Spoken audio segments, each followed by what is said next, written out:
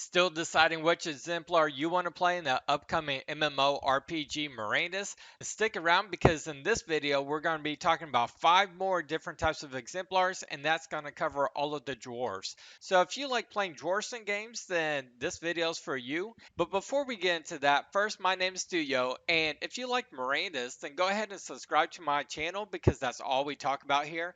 And if you want to join a Discord community of other Mirandus players where you can interact and get tips and get help with different things and join up with people in game in the upcoming playtest, that's in roughly 2 months, then join the Discord channel. A link will be in the description below.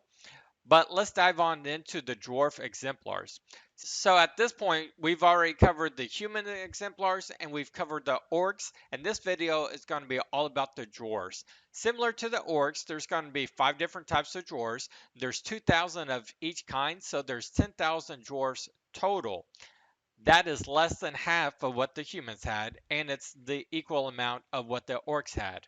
So they're going to be fairly uncommon to see in game when you see a dwarf, and all of the dwarves have one thing in common.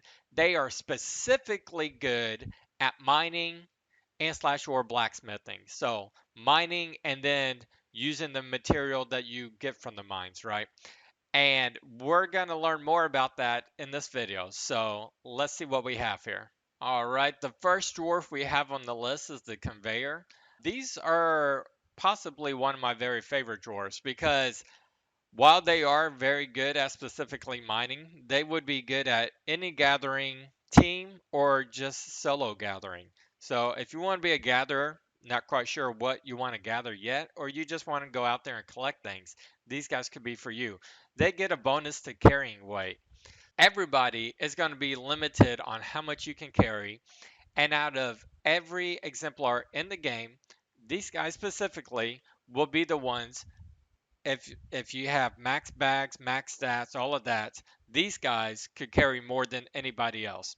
Now, if you had a horse, this is a little bit less special because your horse will have carry weight as well.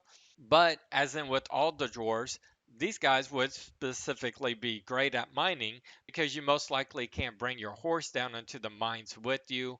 So you'll need somebody carrying all that ore back up to the surface to your horse or even all the way back to town.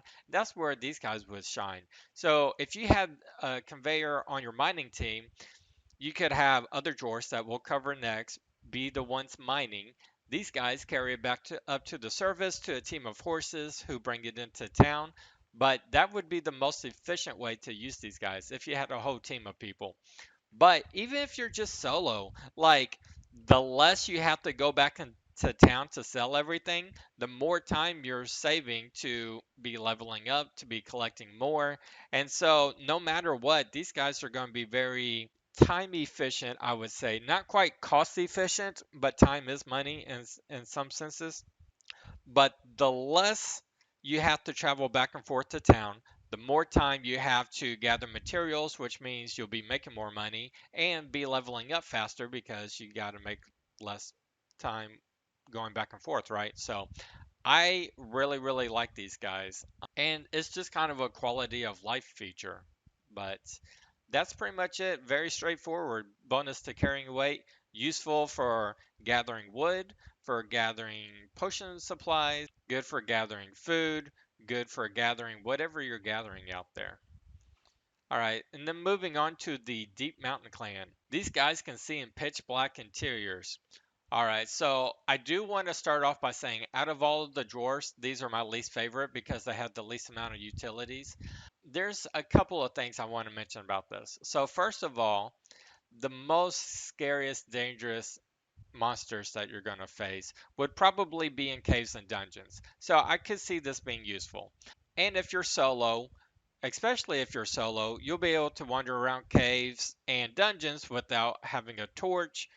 Everybody else would need a torch, and you wouldn't need one. So there's that. As far as sneaking, like, yeah, you can use it to sneak past certain rooms, but if you're doing it to mine, as soon as you start mining, you're going to be loud and they're going to hear you and attack you anyways. Or if you start pulling other mobs to kill and be attacking, chances are somebody else in the room is going to hear you. So it wouldn't be good for sneaking unless you're sneaking like all the way down to the bottom of a deep dark cave or dungeon for something specific that you're trying to find there. You wouldn't need a torch. You would be good at sneaking that way. But that would just be eyesight. They could still hear you. So keep that in mind. As far as being in a raid, next to useless because there are other exemplars that would be just as useful, if not more so. And of course, in a raid, a lot of people are going to have torches anyways, making everybody more or less be able to see in pitch black interiors because they'll have torches.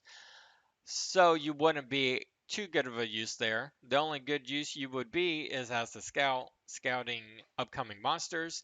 And there is an orc that can see heat signatures that I would say would be a much better scout in pitch black interiors because they would be able to see what monsters, what specifically kind, and probably see through walls because you're seeing heat signatures. Um, if you can see in pitch black interiors, walls will still block your vision, but heat signatures, hopefully you can see through walls, and the orc would make a better scout in that situation. Plus, everybody's going to have a torch anyway, so you wouldn't be as needed. Great soloers, well, not great soloers. Oh, okay if you want to solo in pitch black without a torch, I guess. But overall, my least favorite dwarf. Okay, moving on to the Glimmering Clan. And these guys are pretty cool, actually. So they get a bonus to mining output. They're going to be the fastest miners. And there's a lot of this in here. Basically, the flavor text here also hints that they would be better at finding gems within the mining output. So as you're mining, you have a chance to find gems that would be rare, more expensive, and so of course you want to find them. And these guys would get a bonus to that too. It doesn't specifically say that down here, but in the flavor test it does. And mining output. So you're mining faster, you can level up faster, but that also means more trips back and forth to town because your carrying weight is gonna fill up faster, right?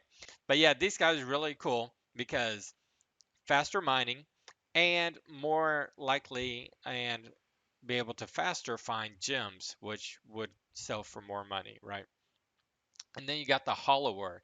These guys get reduced energy costs when mining. So they can't necessarily mine faster, but they can mine longer. And the more you're out there mining, the more you're leveling up. And also with reduced energy costs, that probably means like reduced amount of food needed in order to mine because your energy won't be depleting as fast. So these guys are slightly cost efficient because less food, and less you're spending on food, the more money you're making or saving at least. And then they can also be out there longer before they got to make a trip back, which hopefully means be able to level up more. Okay, so now I'm going to stop before I move on to the next one to point something out. These guys, the conveyors, get a bonus to carrying weight. So they can mine more because they can carry more, meaning less trips back and forth to town, right? These guys mine faster and they would need more trips back and forth to town because their carry weight would fill up faster, their energy would deplete faster because they're mining more, and then these guys can be mining longer with reduced food costs because reduced energy when mining. So out of those three, which one would be the most time efficient and cost efficient for mining? I'm actually gonna try to do some math. A lot of the numbers would have to be speculative numbers right now. And then when we get in game in that play test, I can update the numbers and give you an exact winner.